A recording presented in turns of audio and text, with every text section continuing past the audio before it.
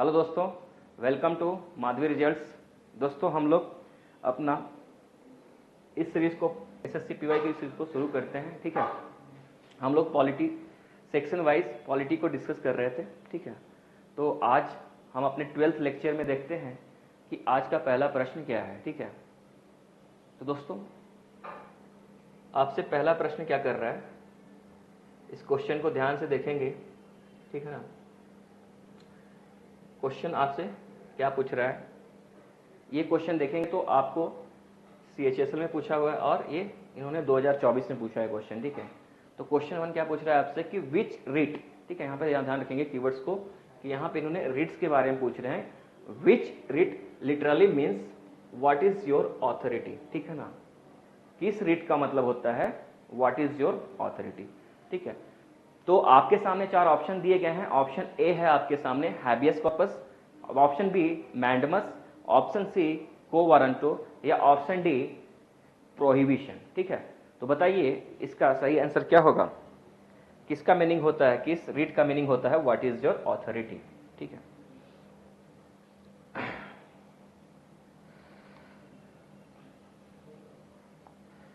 आप इस क्वेश्चन का आंसर करेंगे। ठीक है, आई होप आपने इसका आंसर कर लिया होगा। ठीक है ना, तो the right answer is option C quo warranto. Okay, option C quo warranto. को वारंटो का मतलब होता है, मीनिंग होता है, ठीक है, what is your authority, what is your authority, what is your authority. और हम मतलब आपको हमने बताया था, मतलब मैंने बताया था कि हम लोग आर्टिकल 32 के तहत, ठीक है ना, आर्टिकल 32 के तहत हम लोग 5 रिट्स पढ़ते हैं। ठीक है ना, कितने रिट्स पढ़ते हैं हम लोग, 5 रिट्स पढ़ते हैं। ठीक है, दया याचिका जिसको कहते हैं। पहला है आपका हैबियस कॉर्पस, हैबियस कॉर्पस। ठीक है ना, हैबियस कॉर्पस का मतलब क्या होता है बालक, हैबियस कॉर्पस का मतलब होता है हैव द बॉडी ऑफ। ठीक है ना, इसका क्या मतलब होता है, हैव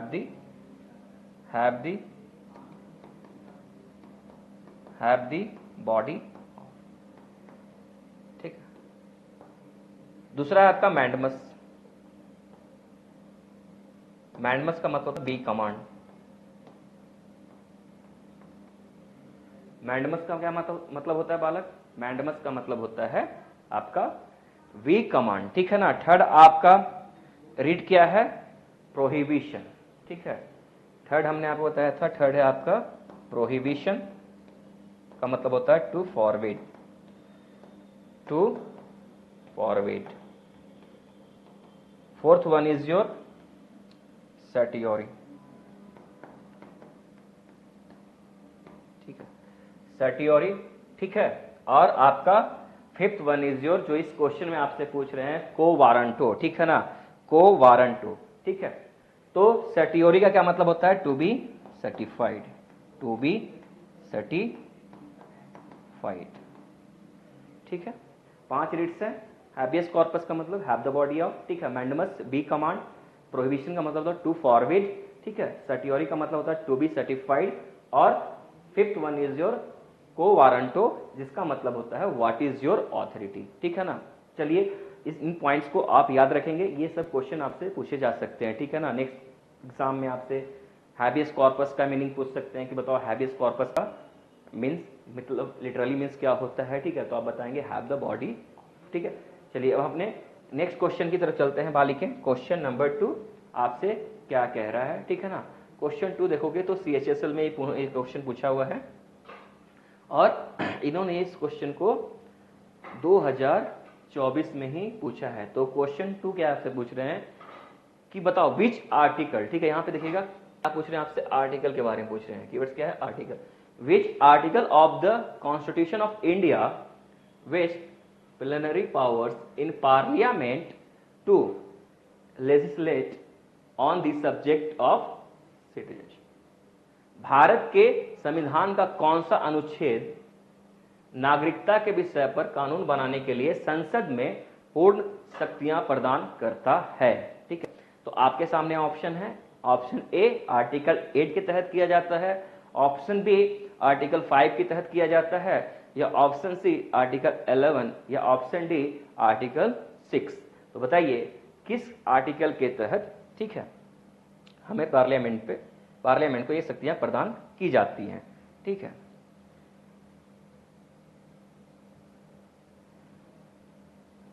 आई होप आपने इसका आंसर कर लिया होगा। ठीक है, तो ऑप्शन सी, ठीक है ना, ऑप्शन सी जो है अनुच्छेद 11, ऑप्शन सी आर्टिकल 11 अनुच्छेद 11 जो है, ठीक है, ये शक्ति प्रदान करता है, ठीक है, कि नागरिकता के विषय पे कानून बनाने के लिए संसद में ये पूर्ण शक्तियां प्रदान करता है। कौन? आर्टिकल 11। ठीक है ना, और मैंने आपको बताया था कि जो सिटीजनशिप है वो किस आर्टिकल में मेंशन किया गया है, हमारे भारतीय संविधान में। ठीक है, हमारे इंडियन कॉन्स्टिट्यूशन में।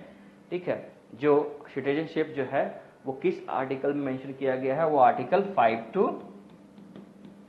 to 11। ठीक है, और किस पार्ट में है ये? पार्ट 2। ठीक है, आर्टिकल 5 to 11 और पार्ट 2 में आपकी नागरिकता के बारे में बताया गया है। ठीक है, इसको आप याद रखेंगे। चलिए हम लोग नेक्स्ट क्वेश्चन की तरफ चलते हैं। क्वेश्चन नंबर 3 आपसे क्या पूछ रहा है बालक? ठीक है, क्वेश्चन 3, ये भी आपको, ये जो क्वेश्चन 3 है ये भी CHSL में पूछा हुआ है और इन्होंने 2024 में ये प्रश्न करा है। ठीक है, आपसे पूछ रहा है, क्या पूछ रहे हैं? The original constitution. ठीक है, original constitution did not mention any fundamental duty because मूल संविधान में किसी मौलिक कर्तव्य का उल्लेख नहीं किया गया था, क्योंकि, मतलब ये प्रश्न कर रहे हैं कि जब हमारा संविधान बना था उस समय हमारा मौलिक कर्तव्य क्यों नहीं बनाया गया था, उस समय हमारा मौलिक कर्तव्य को, फंडामेंटल ड्यूटी को ऐड क्यों नहीं किया गया था, ये आपसे प्रश्न कर रहे हैं। तो क्यों नहीं किया गया था? ऑप्शन ए, 4 ऑप्शन दिए गए हैं। ऑप्शन ए क्या कह रहा है? Initially fundamental duties were not expected to be performed. ठीक है, ऑप्शन बी क्या कह रहा है? It was expected that the citizens of the country would perform their duties willingly। ठीक है, सी, ऑप्शन सी क्या कह रहा है? It was expected that the citizens of the country would perform their duties forcefully। ठीक है, next option D, initially fundamental duties were punishable as per the constitution। तो बताइए इसका सही आंसर क्या होगा? ठीक है, इनिशियली ओरिजिनली हमने फंडामेंटल ड्यूटीज को ऐड क्यों नहीं किया था, क्या रीजन था इसका?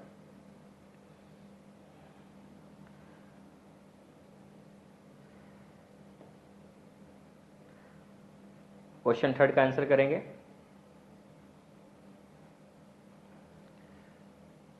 आई होप आपने इसका आंसर कर लिया होगा। और इसका जो राइट आंसर है, ठीक है, ये है ऑप्शन बी। ठीक है, option B is the right answer, सही आंसर है। क्यों हमने इनिशियली ओरिजिनली हमने फंडामेंटल ड्यूटी को क्यों नहीं ऐड किया था? क्योंकि हम ऐसा मानते थे कि it was expected that citizens of the country would perform their duties willingly।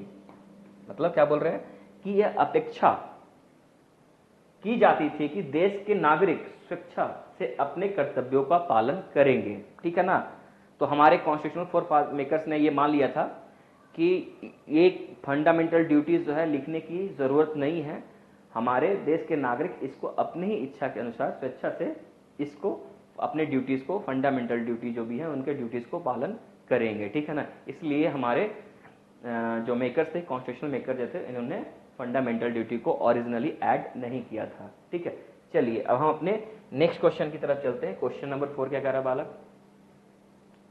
Question number 4, ये देखो क्वेश्चन ये भी CHSL में पूछा हुआ है इन्होंने और 2024 में ये क्वेश्चन करा है इन्होंने। तो ये प्रश्न, क्वेश्चन 4 आपसे क्या प्रश्न कर रहे हैं? पूछ रहे हैं कि विच इज नॉट, याद रखिए कीवर्ड देखो यहाँ पे नहीं पूछा है not, which is not a directive principles. DPSP के बारे में पूछ रहे हैं, directive principle to be follow by the state for policy making. ठीक है ना, नीति निर्माण के लिए राज्य द्वारा पालन किए जाने वाला कौन सा निर्देशक सिद्धांत नहीं है? इसमें से कौन सा जो है आपका डीपीएसपी नहीं है? तो ऑप्शन ए है tender age of children is not abused, option B equal pay for equal work, option C the operation of economic system result for concentration of wealth, option D the ownership of material resources of the community are common good. ठीक है, इसमें से कौन सा जो है आपका बीपीएसपी का नहीं है पार्ट? क्वेश्चन 4 का आंसर करेंगे।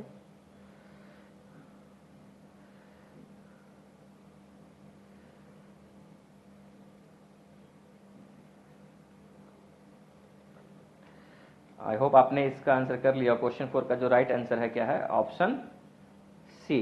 ठीक है ना, ऑप्शन सी जो है आपका सही उत्तर है। क्या कह रहे हैं? The operation of economic system results for concentration of wealth.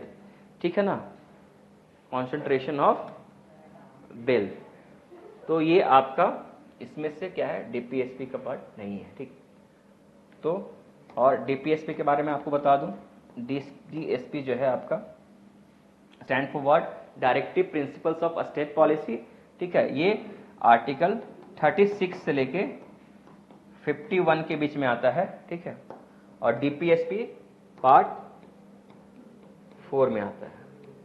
और हमने डीपीएसपी को कहां से बोरो किया है? तो हमने डीपीएसपी को आयरलैंड से बोरो किया है या फिर एडॉप्ट किया है, इसको याद रखिएगा। हमने डीपीएसपी को आयरलैंड से बोरो किया है। ठीक है ना, इस चीज का आप याद रखेंगे। ठीक है, चलिए हम अपने नेक्स्ट क्वेश्चन की तरफ चलते हैं। क्वेश्चन नंबर 5 क्या कह रहा है बालक?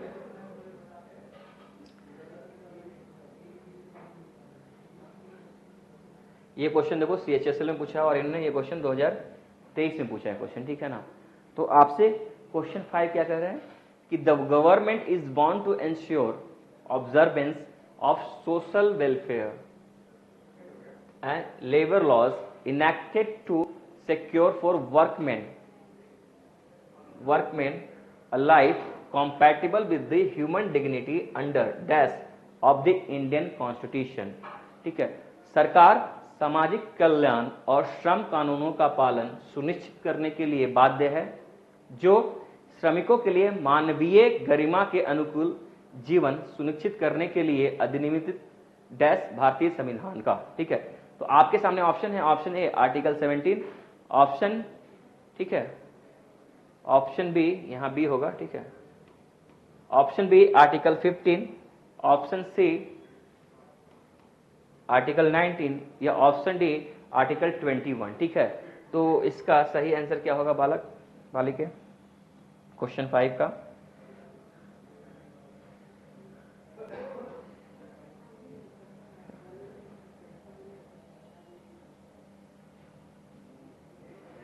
ठीक है, तो ऑप्शन सी आपका जो इसका राइट आंसर क्या होगा क्वेश्चन 5 का? इसका सही आंसर क्या होगा? ठीक है, कौन सा है जो आपको ह्यूमन डिग्निटी के साथ बात करता है? ठीक है, तो इसका जो राइट आंसर है वो है option D article 21। Option D article 21। ठीक है, ये क्या बात करता है? Right to life and personal liberty. ठीक है, इसी में आपका राइट टू प्राइवेसी भी आता है, राइट टू प्राइवेसी। ठीक है, फिर आप देखेंगे इसी के अंदर आपको right to live with human, right to live with dignity. ठीक है ना, तो ह्यूमन डिग्निटी के बारे में जो ठीक है ना जो बात करता है यही बात करता है आर्टिकल 21। ठीक है, तो इसलिए इसका आंसर जो होगा ऑप्शन डी आर्टिकल 21 जो होगा इसका राइट आंसर होगा। ठीक है, चलिए हम अपने नेक्स्ट क्वेश्चन की तरफ चलते हैं। Question number 6। क्वेश्चन 6 क्या पूछ रहा है आपसे? देखो ये भी क्वेश्चन इन्होंने सीएचएसएल में पूछा है और ये 2023 में पूछा है। ठीक है ना, ये क्वेश्चन इन्होंने 2023 में पूछा है आपसे। और क्या क्वेश्चन कर रहे हैं आपसे? पूछ रहे हैं विच ऑफ द फॉलोइंग प्रिंसिपल्स ठीक है was added by the 42nd constitutional amendment in the Indian Constitution। ठीक है, तो इसमें से कौन से प्रिंसिपल वाला डीपीएसपी है जो 42nd अमेंडमेंट के तहत ऐड किया गया था, ठीक है ना। तो ऑप्शन 4 ऑप्शन दिए गए। Option A, the state shall provide free and compulsory education. Option B, to organise agriculture and animal husbandry on modern and scientific lines. Option C, to protect and improve the environment and to safeguard forest and wild life, ठीक है। और option D, reservation of एससीज and ST in services, ठीक है। तो बताइए 42nd amendment के तहत कौन सा डीपीएसपी को ऐड किया गया था। क्वेश्चन 6 का आंसर करेंगे।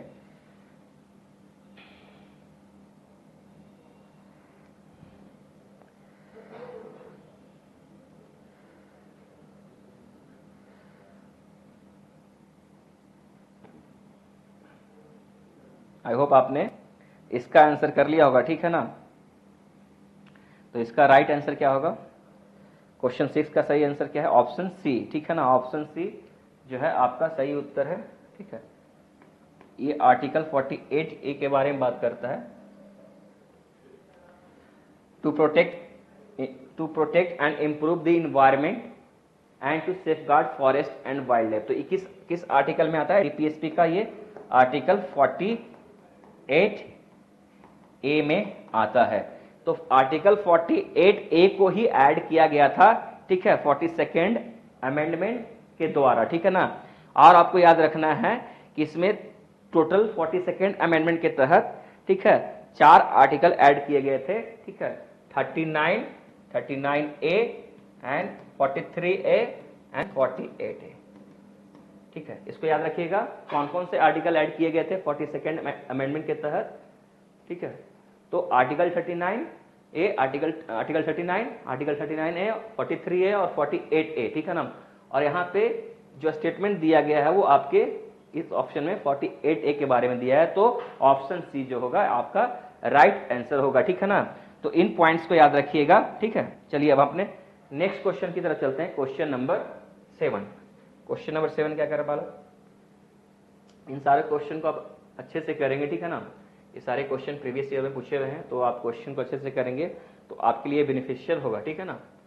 तो आप सभी इस क्वेश्चन को अच्छे से ट्राई करेंगे, ठीक है। क्वेश्चन 7 आपसे क्या पूछ रहा है बालिके?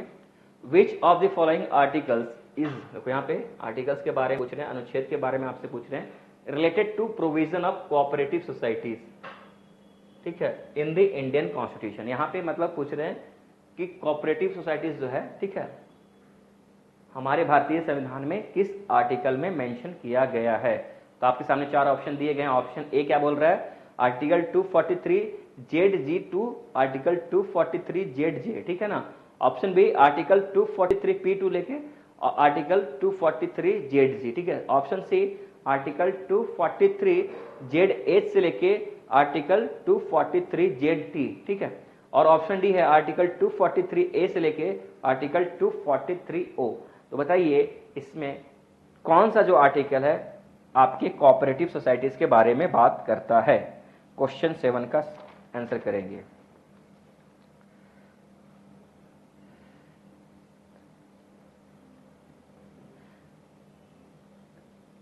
आई होप आपने इसका आंसर कर लिया होगा और इसका राइट आंसर है ऑप्शन सी, ठीक है ना।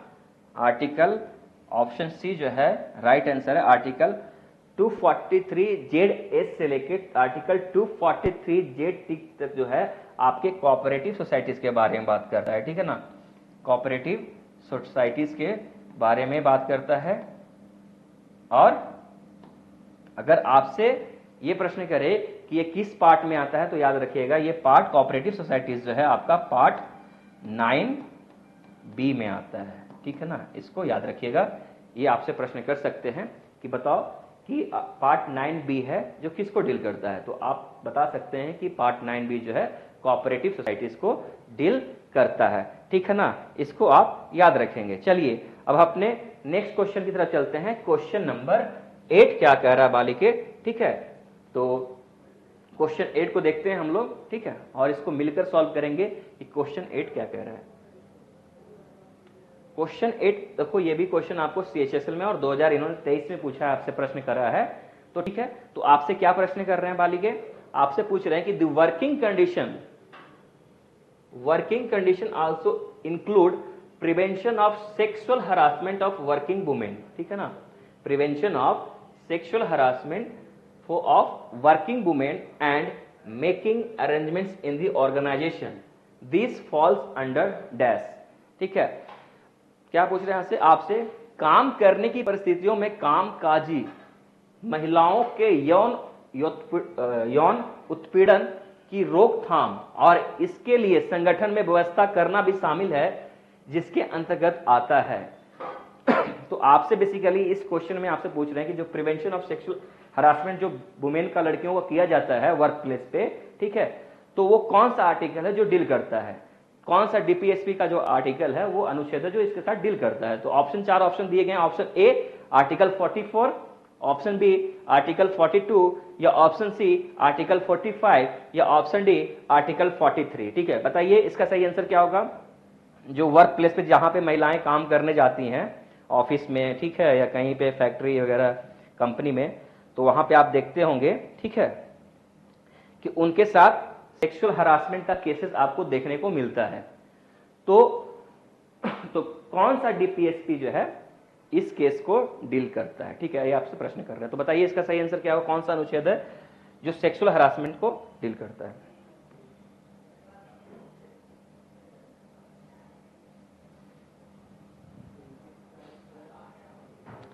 आई होप आपने इसका आंसर कर लिया होगा, ठीक है ना। तो इसका जो राइट आंसर है इसको याद रखिएगा ऑलवेज, ठीक है। आर्टिकल 42 अनुच्छेद 42 जो है, ठीक है, वो सेक्सुअल हरासमेंट के बारे में बात करता है, prevention of sexual harassment of working women, ठीक है ना। तो इसको हमेशा याद रखिएगा और ये डीपीएसपी में आता है, ठीक है। मैंने और बताया है कि डीपीएसपी हम और किस अनुच्छेद में आता है, डीपीएसपी आर्टिकल 36 से लेकर 51 के बीच में आता है और किस पार्ट में है, पार्ट 4 में है, ठीक है, इसको याद रखिएगा, आर्टिकल पार्ट 4 में। तो ये इंपॉर्टेंट क्वेश्चन है, ठीक है ना, इसको याद रखिएगा। हो सकता है ये पूछा जा सकता है दोबारा आपसे, ये क्वेश्चन रिपीट होने को देखने को मिल सकता है, तो इसको याद रखेंगे। आर्टिकल 42 में ही आपका prevention of sexual harassment of working women के बारे में बात करता है, जहां महिलाएं काम करने जाती है वहां पे उनके साथ सेक्सुअल हरासमेंट का केसेस देखने को मिलता है, ठीक है ना। चलिए अब अपने नेक्स्ट क्वेश्चन की तरफ चलते हैं। क्वेश्चन नंबर 9 क्या कह रहा है बालक। क्वेश्चन 9 आपसे पूछ रहे थे, देखो ये भी इन्होंने CHSL में पूछा और 2023 में क्वेश्चन करा इन्होंने आपसे। कुछ क्या पूछ रहे हैं, क्वेश्चन 9 पूछ रहे हैं यहाँ पे विच आर्टिकल, मतलब यहाँ पे आर्टिकल के बारे में, अनुच्छेद के बारे में आपसे बात कर रहे हैं कि of Indian constitution protects monuments और प्लेस ऑफ आर्टिस्टिक और हिस्टोरिकल इंटरेस्ट, ठीक है। भारतीय संविधान का कौन सा अनुच्छेद, ठीक है, स्मारकों या कलात्मक ऐतिहासिक स्थान की रक्षा करता है। तो बताइए, ऑप्शन 4 ऑप्शन दिए गए हैं, कौन सा जो आर्टिकल है हमारे मोनूमेंट्स वगैरह को, ठीक है, हिस्टोरिकल मोनूमेंट्स को प्रोटेक्ट करता है। तो ऑप्शन ए है आर्टिकल 48, ऑप्शन बी आर्टिकल 49 या ऑप्शन सी आर्टिकल 50 या ऑप्शन डी आर्टिकल 51, ठीक है। तो बताइए इसका सही आंसर क्या होगा। क्वेश्चन 9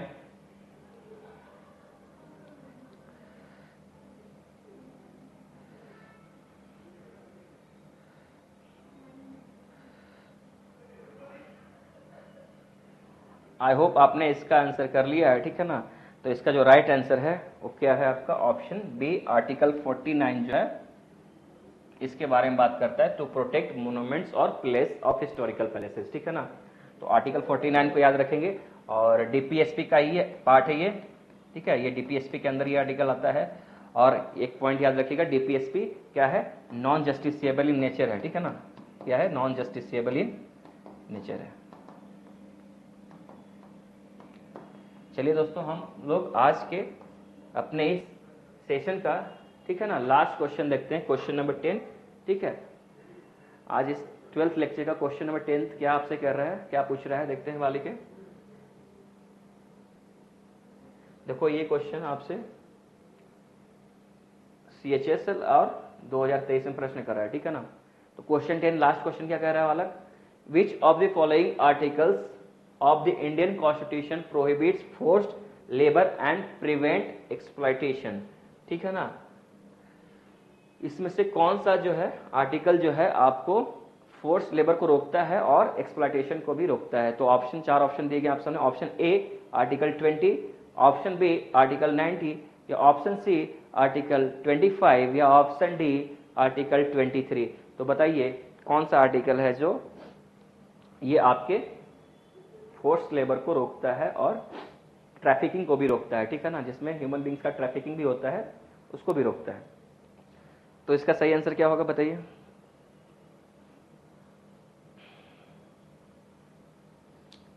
आई होप आपने इसका आंसर कर लिया होगा, ठीक है ना। तो इसका जो राइट आंसर है ऑप्शन डी आर्टिकल 23 जो है, ठीक है ना, इसका राइट आंसर है।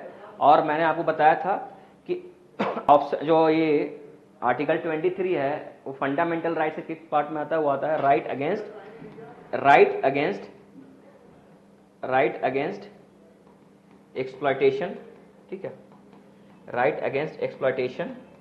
और इसमें हम 2 आर्टिकल डील करते हैं इसके अंदर, एक है आपका आर्टिकल 23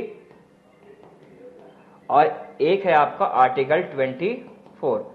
तो याद रखिएगा आर्टिकल 23 जो है ये आपके, ठीक है, प्रोहिबिट किसको करता है, प्रोहिबिशन ऑफ ह्यूमन ट्रैफिकिंग, ठीक है, एंड फोर्स लेबर, ठीक है, ये आर्टिकल 23 डील करता है जो आपको इस क्वेश्चन में देखने को मिल रहा है, ठीक है। और 24 क्या बात करता है कि 14 साल से कम आयु के जो बच्चे हैं, ठीक है, वो किसी माइंस या हजार्डस फैक्ट्री में काम नहीं करेंगे, इसको भी याद रखिएगा, ठीक है, आर्टिकल 24 के बारे में, ठीक है। तो चलिए दोस्तों आज इस सीरीज को हम समाप्त करते हैं। अगर ये सीरीज आपको अच्छा लग रहा है, ठीक है, तो आप हमारे यूट्यूब चैनल को माधवी रिजल्ट्स को लाइक करेंगे, ठीक है, शेयर करेंगे, सब्सक्राइब करेंगे, और अगर आपको अच्छा लगता है तो कमेंट भी करेंगे, ठीक है। तब तक के लिए थैंक यू, जय हिंद।